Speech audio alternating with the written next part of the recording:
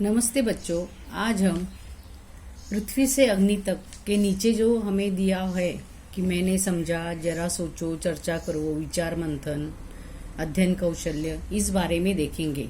तो सबसे पहले हम देखेंगे जरा सोचो, चर्चा करो। यहाँ पे यदि मैं अंतरिक्ष यात्री बन जाऊं तो अंतरिक्ष यात्री, हमें कौन कौन से अंतरिक्ष यात्री मालूम है? राकेश शर्मा, सुनीता विलियम्स। मुझे याद है मैं छोटी थी और राकेश शर्मा जब ऊपर अंतरिक्ष में गए थे तो इंदिरा गांधी जी हमारे पंतप्रधान थे और उन्होंने पूछा था कि वहां से अपना भारत देश कैसे दिखता है।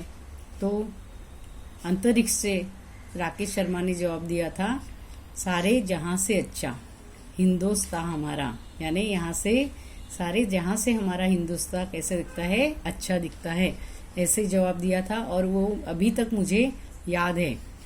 तो इस अंतरिक्ष में जाने के बाद अगर आपको लगे कि आप अंतरिक्ष में जाए तो आप वहां जाके क्या करोगे, क्या सोचोगे? अगर जाने का मौका मिले या आपकी इच्छा हो तो क्या कर सकते हैं वहां जाके? कि पहले तो हम देखेंगे कि वहां पृथ्वी प्रदक्षिणा लगाने में हमें कैसे महसूस होता है, बराबर।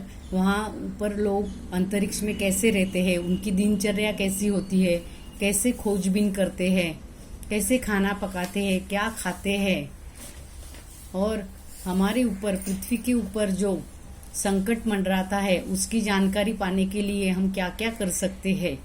यह सब सोच विचार आपके मन में आएंगे कि क्या जानकारी आप ऊपर जाके जुटा सकते हैं कि आने वाली जो संकट है उसे हम टाल सके। और आजू बाजू में जो ग्रह है, पड़ोसी ग्रह है, उस ग्रह के बारे में भी हम ऊपर जाके क्या कर सकते हैं, जानकारी पा सकते हैं। तो आप सोच सकते हैं कि हमें ऊपर जाके क्या करना है, अगर मुझे ऐसा मौका मिले, मैं जाना चाहूँ तो उसके लिए क्या करना चाहिए।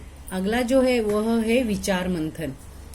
हम विज्ञान लोक के वासी, इस पर हमें विचार करना है। विज्ञान लोक के वासी, देखो हम सुबह से उठकर विज्ञान हमारे जीवन में जैसे माता पिता जरूरी है उसी तरह विज्ञान भी हमारे जीवन में जुड़ा हुआ है। उठते हैं, बराबर, गैस जलाते हैं, गैस है, सोते हैं, फैन लगाते हैं, फैन, बराबर, विज्ञान है।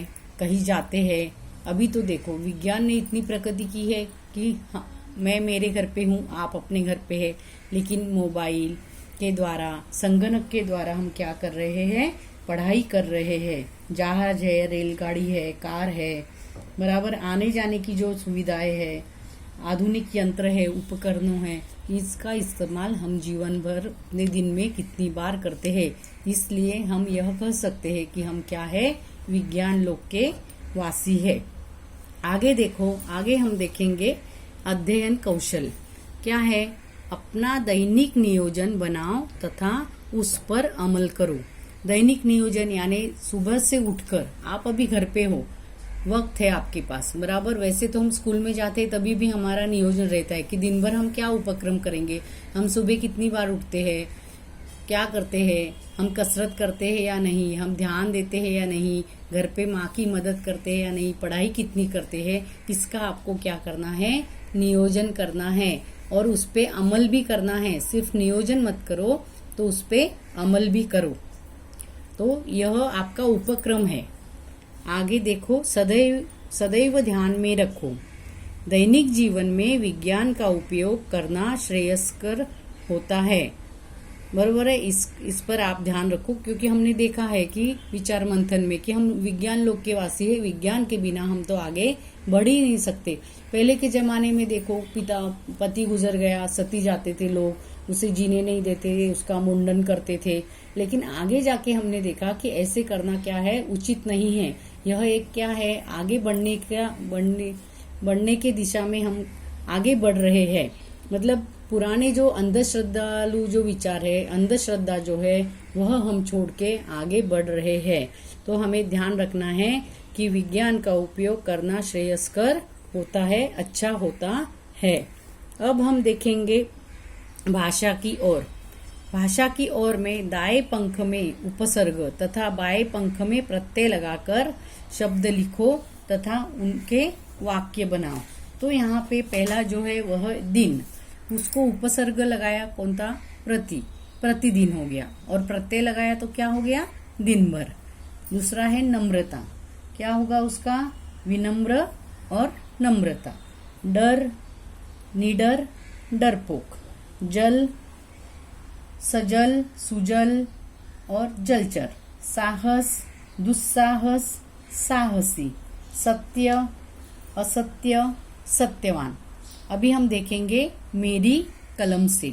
मेरी कलम से मतलब मेरी कलम से, इसमें हम कहानी लेखन देखेंगे। कहानी लेखन यह आपको आपके नोटबुक में लिखनी है और बाकी सब जो है वह आपको समझना है। देखो मैं पढ़ के बताती हूँ, इसके जो मुद्दे दिए हुए हैं वह मैं मुद्दों को पढ़ के बताती हूँ, तो आपको कहानी समझ में आएगी और आपको अच्छी तरह वह कहानी लिखनी है। सरल भाषा का उपयोग करना है उसमें, और योग्य शीर्षक यानी उसको ठीक से नाम देना है। देखो मुद्दे देखो, गांव में मेला देखने वालों की भीड़। गांव में मेला देखने वालों की भीड़। सड़क पर प्रवेश द्वार के बीचों बीच बड़ा सा पत्थर। सड़क पर प्रवेश द्वार के बीचों बीच बड़ा सा पत्थर। देखो हाँ, पत्थर से टकराकर छोटे बड़ों का गिरना पड़ना। बहुत देर से लड़के का देखना। लड़के द्वारा पत्थर हटाना। उसके नीचे चिट्ठी पाना। चिट्ठी में लिखा था, देखो वहां पे क्या लिखा होगा वो आपको सोचना है। और पुरस्कार पाना।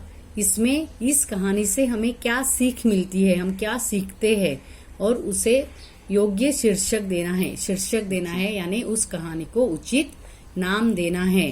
तो कहानी लेखन आपको आज आपके नोटबुक में लिखनी है और बाकी जो मैंने बोला है वह आपको समझना है।